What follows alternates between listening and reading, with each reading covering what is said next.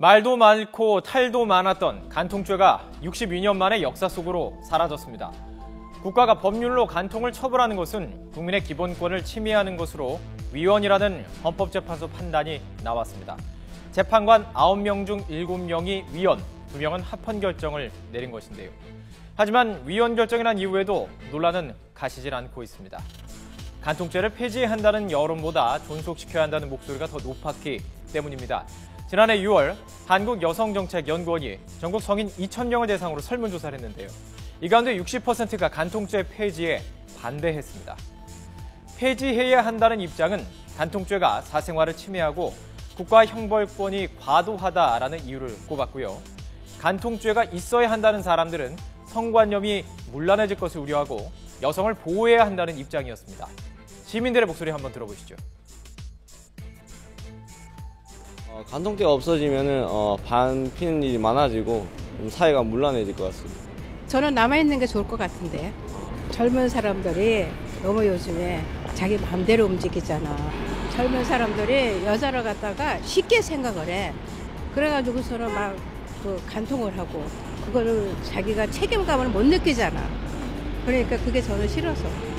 네, 신뢰가 바탕이 돼서 유지가 되는 부분이지 꼭 현장을 검거해서 간통죄에 의해서 이게 유지된다 안 된다의 문제는 아닌 것 같아요. 유교국가라는 그 명맥을 살릴 수 있는 게 그것뿐만은 아니거든요. 그래서 사실은 그리고 굉장히 저희 나라도 이제는 성적인 거에도 그렇고 많이 개방화가 됐잖아요. 그러니까 지금쯤이면 그건 폐지가 되는 게 맞지 않을까. 하지만 이 간통죄를 유지해야 한다는 입장 중에서도 처벌로 징역형은 아닌 것 같다는 의견이 많았습니다. 간통 때문에 징역형을 사는 건 적절하지 않다는 입장이 63%로 많았습니다. 남성이 69%였고요. 여성도 60%에 육박했습니다. 반대가 지금 60.4%가 나왔잖아요. 근데 그 안쪽에 있는 내용을 좀 들여다보는 게 좋은데 그러면 징역형이 맞다고 생각하느냐? 이 부분에 대해서는 60% 이상이 남성은 68%, 여성도 58% 이상이 징역형은 아닌 것 같다. 이렇게 답변을 하고 있거든요. 그러니까 대안적인 뭔가가 필요하다는 여론이 아무래도 다 같이 있는 거죠. 사실 우리나라 외도율 높은 편입니다. 한국여성정책연구원이 지난해 6월 성인 남녀 2,000명을 대상으로 여론조사를 실시한 결과인데요. 결혼한 응답자 중 21%, 즉 5명 중 1명꼴로 결혼한 뒤 외도한 경험이 있다고 답했습니다. 좀 더 구체적으로 살펴보면 기혼 남성이 37%, 기혼 여성이 6%가 외도 경험이 있다고 답을 했는데요. 남성 10명 가운데 4명은 외도를 한 셈이죠. 그렇다면 간통죄로 처벌받는 숫자는 어떨까요? 최영주 앵커. 네. 간통을 저지른 사람들 대체로 어떤 처벌받았습니까? 네, 간통죄로 고소당한 사람이 어떻게 처리됐나 이렇게 봤더니만 재작년에 재판에 넘겨진 경우는 4분의 1 정도에 불과했습니다. 2013년 간통 범죄자 3천여 명 가운데 기소된 비율은 26%에 불과했는데요. 또한 법정에 서더라도 엄한 처벌을 받는 일은 드물었습니다. 대부분 집행유예로 풀려났고 실형 선고는 겨우 1%에 불과했습니다. 따라서 간통죄는 우리나라에서 이미 사문화됐다는 평가도 나옵니다.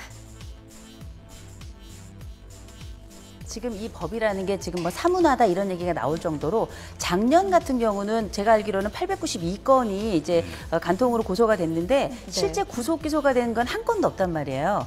이거는 이 법이 실제 간통이 많아지고 이렇다 하더라도 어떤 법이 가지고 있는 구속력이나 이런 게 전혀 없다는 거거든요.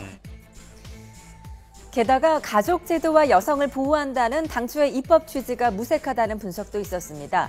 여성 변호사회는 간통죄 고소를 위해서는 이혼이 전제돼야 하기 때문에 혼인 생활을 보호하고자 하는 간통죄가 오히려 이혼 청구를 강제하는 이런 부작용이 있었다고 말을 합니다. 가족에 대한 보호려면은 이혼이 일어나지 않아야 되는데 이혼하고 나서야 비로소 간통죄가 성립이 되니까 이런 부분은 전혀 가족 보호가 안 되고요. 여성 같은 경우는 간통죄 적용이 되고 나면 오히려 이혼과 관련된 위자료라 그러죠. 위자료를 오히려 적게 받게 되기 때문에 여성 보호 차원에서도 사실 그 취지가 살질 않아서 법적인 측면에서는 오히려 법을 없앤다는 개념보다는 다른 방법을 찾는 게 낫지 않겠나. 또 간통죄가 성립하기 위해서는 불륜을 저지른 배우자와 그 상대방이 성관계를 했다는 확실한 물적 증거, 또 당사자들의 자백이 필요한데요. 때문에 간통죄를 입증하는 게 굉장히 어렵다는 점과 또 그 과정에서 사생활 침해, 또 인권 침해를 할 수 있다는 지적도 있습니다. 흥신소를 의뢰합니다. 흥신소를 의뢰해서 미행을 시킵니다. 뭐 한 달이면 한 달, 두 달이면 두 달 미행을 시켜요. 그럼 뭐 예를 들어서 배우자가 이제 호텔 같은 데 들어갔다. 그럼 경찰에 신고합니다. 그럼 경찰이 이제 출동을 해요. 그러면 이제 그 비상 키를 해가지고 열어가지고 현장을 사진을 찍고, 그 다음에 이제 속옷이라든지 이제 침대 시트 같은 걸 채취해가지고 DNA 검사합니다. 근데 이제 그 과정에서 얼마나 이 볼썽사나운 일이 많이 발생을 할 수밖에 없어요. 그래서 뭐 서로 뭐 이렇게 싸우기도 하고 막 또 인권 침해도 있고 또 불법적으로 미행을 하기도 하고 도청하기도 했기 때문에 사실 이 그 범죄를 잡기 위해서는 또 다른 범죄를 양산하는 그런 결과가 발생할 수밖에 없다는 거죠. 이번에 간통죄가 폐지되면서 2008년 10월 30일 이후 간통 혐의로 기소되거나 또는 형이 확정된 사람들이 공소 취소되거나 또 재심을 청구해서 구제받을 수 있게 됐는데요. 2008년 11월부터 올해 1월까지 간통 혐의로 기소된 사람은 5,460여 명에 이릅니다. 이 가운데 22명은 구속 기소됐습니다.